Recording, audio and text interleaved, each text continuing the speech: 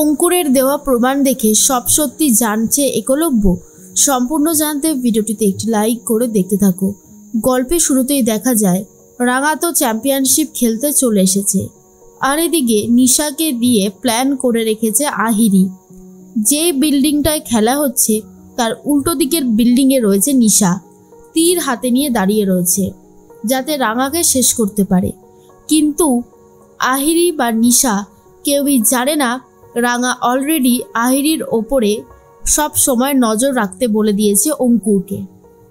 অঙ্কুরই চিরকুট ছুঁড়ে রাঙাকে জানিয়ে দিয়েছিল বিপদের কথা। একের পর এক বিপদ কাটিয়ে চলেছে রাঙা। নিশা তো টার্গেট করেই রেখেছে, যখনই তীর ছুঁড়তে যাবে তখনই রাঙার আশেপাশে মানুষজন চলে আসছে, কখনো ক্যামেরাম্যান বা কখনো অন্যান্য প্রতিযোগীরা। আর সেই জন্য কিছুতেই টার্গেট ফিক্সড করতে পারছে না নিশা। এদিকে একলব্য রাঙাকে বলতে থাকে, রাঙা তুমি পারবে, তোমাকে জিততে হবে। রাঙার যখন সময় আসে তীর ছোড়বার, রাঙা একটু কনফিউশনে পড়ে যায়।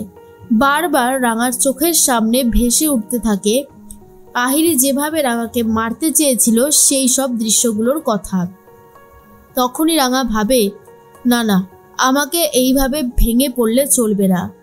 রাঙা তীর ছোড়ে তো ঠিকই, কিন্তু সেইভাবে স্কোর করতে পারে না। আর যার জন্য নবারুণ বলে, দেখেছো তুমি, দেখো প্রমিতা, এইরকম ভাবে অন্যমনস্ক হয়ে তীর ছুড়লে ঠিক এইরকম স্কোরই হবে। রাঙাটা যে কি করছে গেমের ওপর একদমই মন নেই, কনসেন্ট্রেশন না করলে যা ফল হয় আর কি। ময়না বলে, আরে ওখানে অত বড় বড় সব প্রতিযোগীরা গেছে, ও কি রাঙা কি ওদের সাথে পেরে উঠবে নাকি? তাই প্রমিতা বলে, অবশ্যই পারবে, আমার রাঙামতি পারে না এমন কোনো কাজ নেই, পরবর্তী রাউন্ডে ও ঠিক ভালো স্কোরই করবে।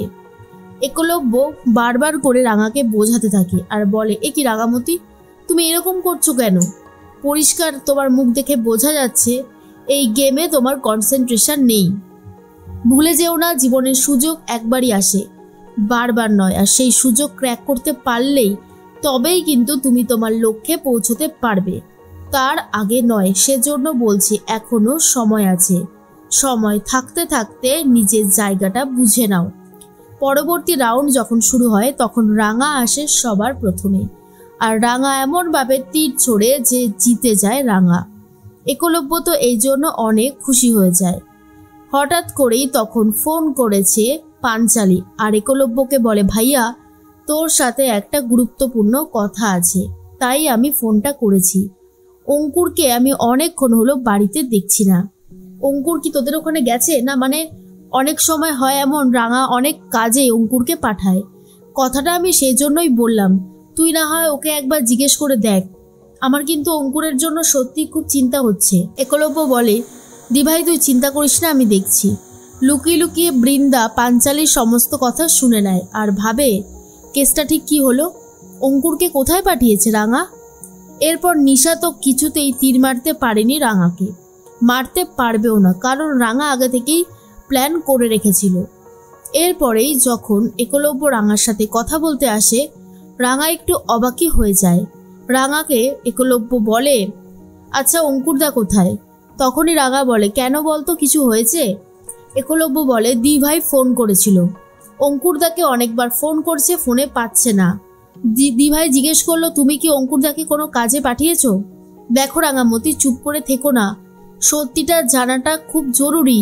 যতক্ষণ না সত্যিটা জানতে পারছি ততক্ষণ কিন্তু হবে না। তোমার মাথায় একরকমের প্ল্যান চলছে, সেটা আমি গেম শুরুর আগেই বুঝে গেছি। কি এমন প্ল্যান করছো তুমি যেটা আমাকেও বলতে পারছো না? চুপ করে থেকে যদি কোনো কিছুর সলিউশন হয়ে যায় তুমি সেটা ভাবো, কিন্তু হবে না, এখনো সময় আছে। বলো রাঙামতি, চুপ করে থেকো না। রাঙা ভাবে, জামাইবাবু তো আমাকে সবটা বলেইছে, তাহলে কি উড়ানবাবুকে এবারে সবটা বলে দেব? কারণ আর যে অপেক্ষা করতে পারছি না। বারবার আহিরি দিদিকে সুযোগ দিয়েছিলাম, কিন্তু আমি আর সুযোগ দেব না। কোন সময় সে আমাকে শেষ করে ফেলবে, সেটা হওয়ার থেকে আমি আগেই আহিরি দিদির মুখোশটা উড়ানবাবুর সামনে খুলে দেব। অঙ্কুর এখনো আহিরির পেছনেই রয়েছে। আহিরির সমস্ত কুকীর্তির ওপরে নজর রেখে চলেছে আর অবশ্যই প্রমাণের জন্য ভিডিও করে চলেছে।